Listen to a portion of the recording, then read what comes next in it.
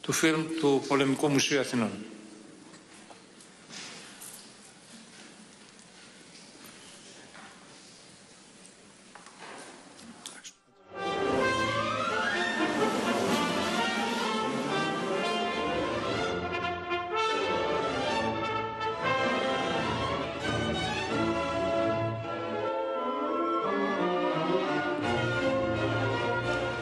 Στο Δεύτερο Παγκόσμιο Πόλεμο, η Ελλάδα έχασε το 13% του πληθυσμού της.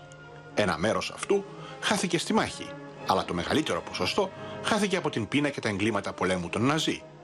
Δολοφόνησαν τους κατοίκους 89 ελληνικών πόλεων και χωριών. Έκαψαν περισσότερα από 1.700 χωριά και εκτέλεσαν πολλούς από τους κατοίκους τους. Μετέτρεψαν τη χώρα σε ερείπια, λαιλάτισαν αρχαιολογικούς ελληνικούς θησαυρούς που στολίζουν σήμερα τα μεγαλύτερα αρχαιολογικά μουσεία της Γερμανίας, όπως του Μονάχου και του Βερολίνου. Ο Έλληνας Γενικός Διευθυντής του Υπουργείου Οικονομικών το 1942 έγραφε σε έκθεσή του: «Η παραγωγή διαρκώς πίπτει. Οι τιμές υψώθηκαν εις αφάνταστα επίπεδα. Λιμότομε, ασθενούμεν. Η θνησιμότης αυξάνει απειλητικός. Εκφυλιζόμεθα βαθμιαίως υλικώστε και ηθικός». Αυτή η Ελλάδα του λοιμού, της απειλητικά αυξανόμενης θνησιμότητας και του εκφυλισμού, πίστονε τους επιδρομείς της. Η σχετική δανειακή συμφωνία θα υπογραφεί στις 14 Μαρτίου του 1942 κατά τη Συμφωνία της Ρώμης από τους πληρεξούσιους της Γερμανίας και της Ιταλίας στην Ελλάδα, αντίστοιχα Άλντεμπουργκ και Γκίζη. Η Ελλάδα δεν είχε προσκληθεί και δεν ήταν παρούσα.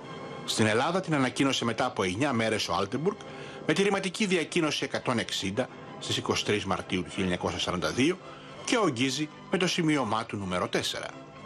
Σύμφωνα με αυτήν και το άρθρο 2, η ελληνική κυβέρνηση υποχρεούται κατά μήνα να καταβάλει έξοδα κατοχής 1,5 δισεκατομμυρίου δραχμών. Με το άρθρο 3, οι αναλήψεις από την Τράπεζα της Ελλάδος άνω του ποσού αυτού θα χρεώνονται στις κυβερνήσεις της Γερμανίας και της Ιταλίας ως άτοκο δάνειο της Ελλάδας προς αυτές. Το αναγκαστικό αυτό κατοχικό δάνειο ύψους 3,5 δισεκατομμυρίων δολαρίων αγοραστικής αξίας του 1938, δηλαδή σημερινής αξίας 54 δισεκατομμυρίων ευρώ, χωρίς το συνυπολογισμό των τόκων, προκάλεσε καθοριστικά την πείνα και τους εκατοντάδες χιλιάδες νεκρούς από τη γερμανική κατοχή. Άρθρο 4. Η επιστροφή του δανείου θα γινόταν αργότερα. Άρθρο 5. Η συμφωνία είχε αναδρομική ισχύ από 1η Πρώτου του 1942. Η Δανειακή Σύμβαση αποτελούσε μια συμφωνία μεταξύ Γερμανίας και Ιταλίας που επιβαλόταν στην Ελλάδα υποχρεωτικά εκτελεστή, αναγκαστική. Την αρχική αυτή αναγκαστική σύμβαση ακολούθησαν 3 τροποποιήσεις με κοινή βούληση των συμβαλωμένων. Αυτές μετατρέπουν την αρχική αναγκαστική σύμβαση σε συμβατική. Δηλαδή, το δάνειο πάβει να είναι αναγκαστικό και μεταπίπτει σε κοινό συμβατικό δάνειο. Με την πρώτη τροποποίηση, στις 2 Δεκεμβρίου του 1942, ορίζεται ότι τα δανειακά ποσά είναι αναπροσαρμοζόμενα και θα αρχίσουν να επιστρέφονται από τον Απρίλιο του 1943.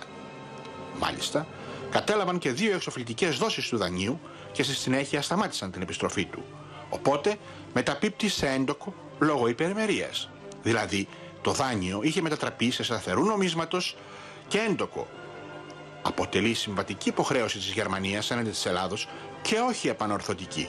Ο ίδιος ο Χίτλερ είχε αναγνωρίσει την υποχρέωση της Γερμανίας να πληρώσει αυτό το χρέος και είχε δώσει οδηγίες να αρχίσει η διαδικασία πληρωμής του. Μετά το τέλος του πολέμου, η συνδιάσκεψη των Παρισίων επιδίκασε στην Ελλάδα 7,1 δισεκατομμύρια δολάρια για πολεμικές επανορθώσεις έναντι της ελληνικής απέτησης 14 δισεκατομμυρίων δολαρίων.